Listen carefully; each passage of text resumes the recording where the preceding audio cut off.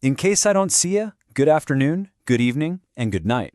It's a cheerful morning routine, right? A catchphrase that sounds perfectly normal until you realize the terrifying truth behind it. This friendly, everyday greeting is delivered by a man who has absolutely no idea that his entire existence is, well, a spectacle. We're following the gripping, continuous story of Truman Burbank. His life is an intricate, worldwide television broadcast known as The Truman Show. We aren't talking about a scripted drama here. This is an entire human life recorded on a massive network of hidden cameras, broadcast live, completely unedited, 24/7 to literally billions of people around the globe. Which brings us to what we can call the perfect illusion. You see, Truman's genuine everyday life is completely packaged and sold as a lifestyle for a massive invisible audience. And the sheer scale of this deception is absolutely staggering. Truman lives in a seemingly idyllic town called Sea Haven. But Sea Haven is actually a massive enclosed studio. In fact, along with the Great Wall of China, it is one of only 2 man-made structures visible from space. Truman is actually the very first child legally adopted by a corporation. He lives his life completely unaware inside this gigantic set, tracked by roughly 5,000 cameras. Oh, and since the show runs without any commercial interruptions, this entire monumental production is funded purely by product placement. Literally everything Truman touches, from his wife's kitchen dicer to the lawnmower he pushes, is up for sale.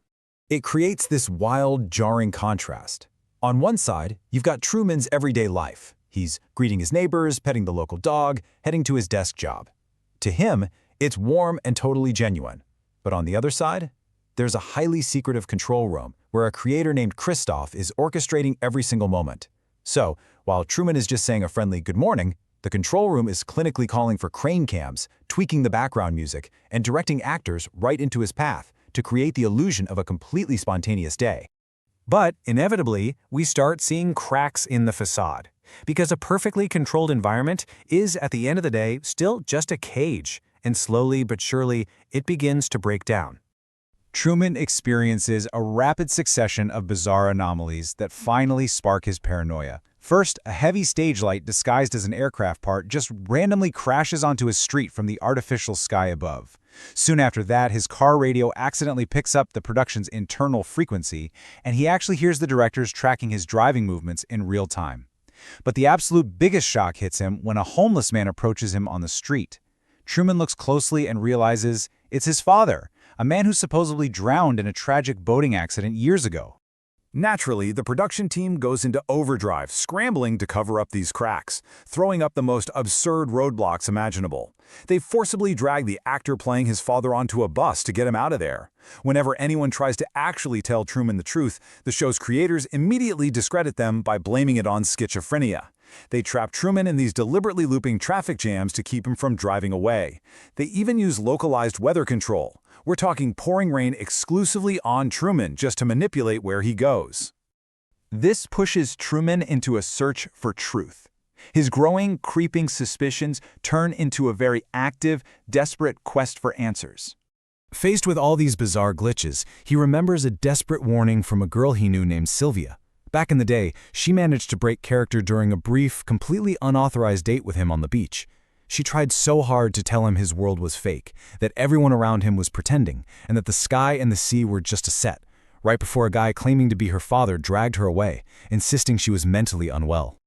Driven by this haunting memory of Sylvia, Truman becomes entirely obsessed with escaping to Fiji. Why Fiji?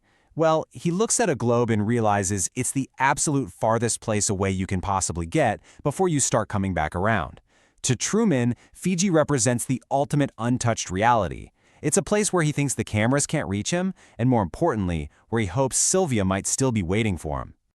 But here's the catch. Every single time Truman tries to leave Sea Haven, the creators deploy perfectly synchronized, completely artificial obstacles.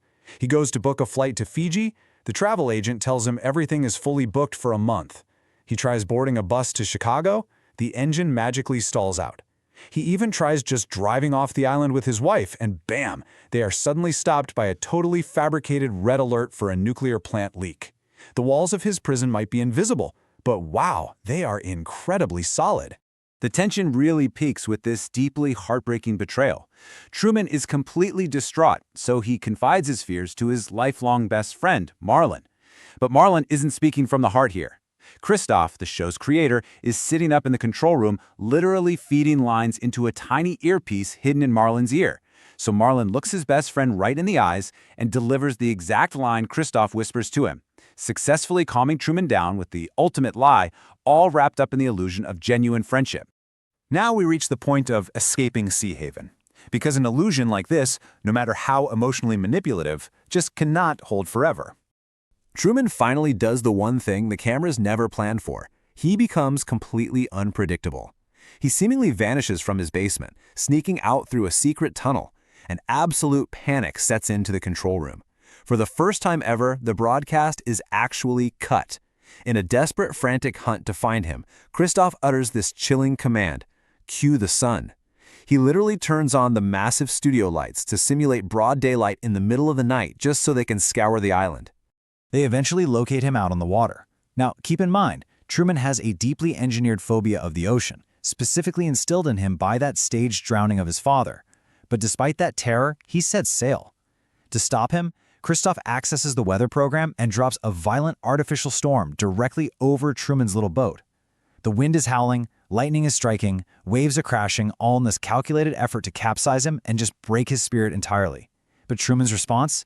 He literally ties himself to the mast of the ship. It's an incredible showcase of sheer, unbreakable will. Truman screams into the manufactured wind, directly challenging the fake sky. He dares the creator to kill him.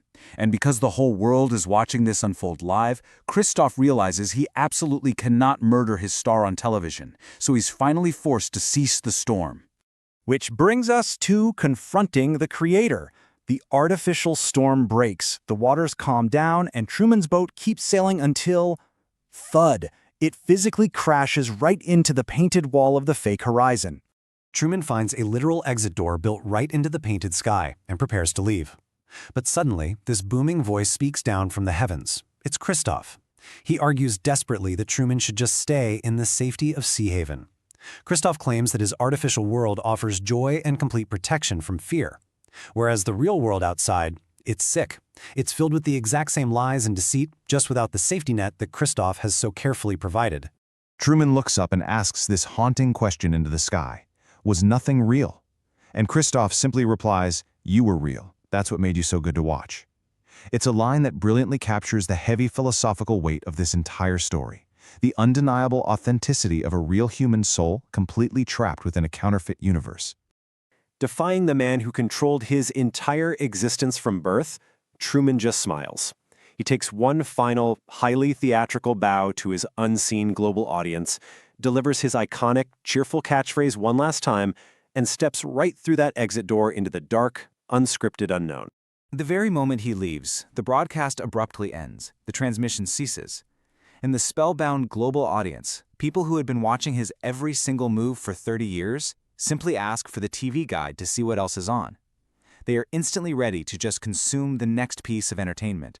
Which leaves us with a pretty profound final thought. If you discovered that your safe, comfortable, and seemingly perfect life was actually just a beautifully constructed cage, would you choose the comfort of the illusion? Or would you have the courage to brave the storm and step through the door?